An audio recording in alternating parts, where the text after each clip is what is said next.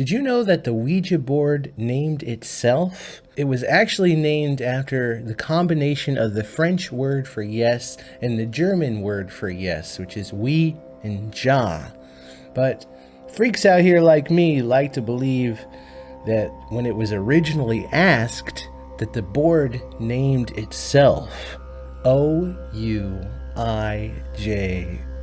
Legend has it that when it was patented in 1890, they requested that the patent holders prove that it could speak with spirits by telling them the name of the patent officer whom they did not know, and it is said that it correctly spelled out his name.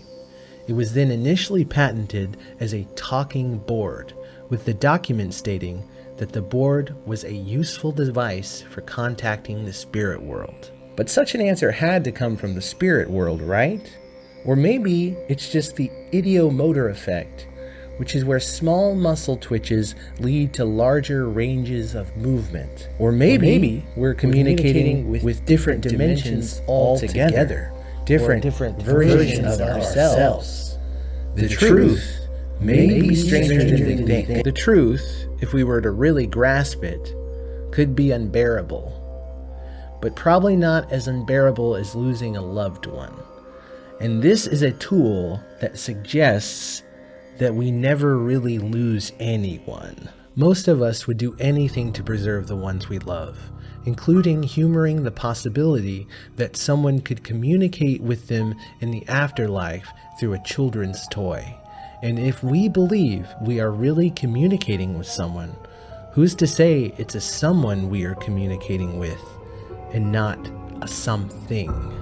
There have been many attempts at debunking spirit boards, but as with most things, all of our answers just lead to more unsettling questions. Researchers have conducted experiments where participants were blindfolded while using the Ouija board. Without sight, the board usually gave incoherent answers, which they thought proved that it wasn't guided by spirits, but by the participants' unconscious movements. But to some like me and others out there, that's not nearly enough to debunk it.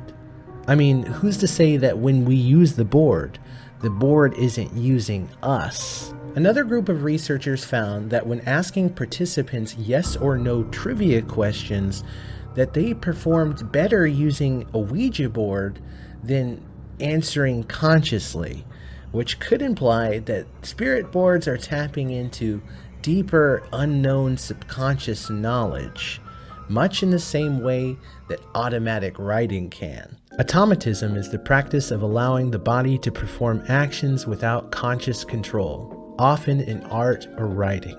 Surrealist artists like Andre Breton or Salvador Dali were obsessed with this idea, using techniques like automatic writing, where the hand supposedly writes by itself, to access deeper, subconscious creativity. In many ways, the Ouija board can be seen as a form of automatism. Users relinquish control and allow their unconscious mind to guide their movements, which may explain why the messages feel so mysterious and profound. But that just doesn't set right with me, especially when you can buy gadgets online that allow you to talk to aliens or God or different dimensional creatures.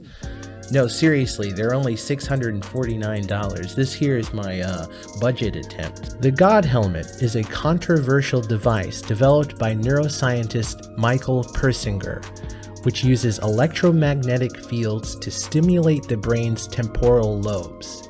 Many subjects reported feeling the presence of a supernatural being or even speaking to God while using the helmet. Many users have claimed to have had out-of-body experiences, some of which included swimming in hellfire or being surrounded by ominous, ever-watching shadow beings. Whatever the God Helmet is tapping into could be the same thing at play with Ouija sessions, where low-level environmental factors like silence, darkness, static electricity, and electromagnetic fields from electronic devices subtly influence brain activity, creating a sense of spiritual connection or communication with another realm. Watching myself. So it wasn't me, feeling like I was watching myself lying on the road. I feel like my head was attached to me. You felt like what?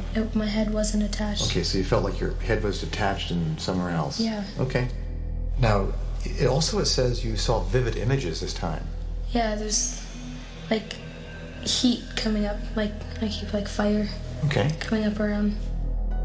It could be argued that the device is simply causing hallucinations, but others can just as easily argue that the device is opening a door, and spirit boards may be less hardcore ways of opening the same doors, which would certainly explain Zozo. Many users report encountering a malevolent entity named Zozo through Ouija boards, which has become a modern-day urban legend.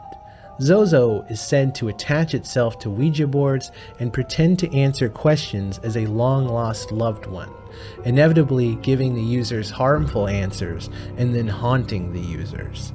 One of the earliest known mentions of the name Zozo appears in the 19th century French occult text, Dictionnaire Infernal, written by Jacques Collin du Plancy. In this account, Zozo was reportedly a demon who possessed a young girl in a village. The girl claimed that Zozo was one of several demons tormenting her, but the historical accuracy of this account is debatable. The legend of Zozo gained widespread popularity in 2009 when a man named Darian Evans shared his chilling experiences with Zozo on a paranormal website. Evans claimed that he and others had repeatedly encountered Zozo during Ouija board sessions, describing the entity as malevolent and manipulative. His stories sparked interest and soon led to a surge in reports of similar encounters, while skeptics attribute this to the power of suggestion and collective unconscious. The fact that so many unrelated users have reported this name is a curious phenomenon in itself. Carl Jung's concept of the collective unconscious posits that humans share a deep reservoir of knowledge and archetypes. Some spiritualists believe that when people use the Ouija board, they're not contacting spirits, but tapping into this collective unconscious, unlocking ancient wisdom that resides in the deepest parts of the human psyche, as in things that exist in the minds of different cultures of people that have never actually met. Examples of these universal symbols include heroes, jokers, dragons, angels, and the devil itself. Every culture has a devil, and every culture believes in spirits. So whether Ouija boards are actually summoning the spirits of our loved ones, or angels, or demons, or whatever, one thing is for certain.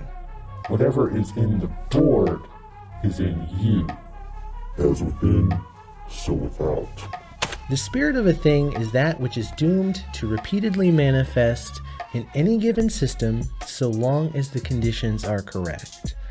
Besides the spirit board being used as a tool to explore what we are and our place in reality, they're really a tool that we use to try and connect to the people that we have loved and lost. They're a tool that we use to find closure, to say the things that we wish we could have said, and to really dive deeper into what happens when we die. There is something to keep in mind, my friends. Let's imagine I was using a spirit board to communicate with the spirit of my dead mother. The only way I would feel certain that what I was communicating with was in fact my mother would be if she told me something only I would know, something just between me and her. But that's the thing.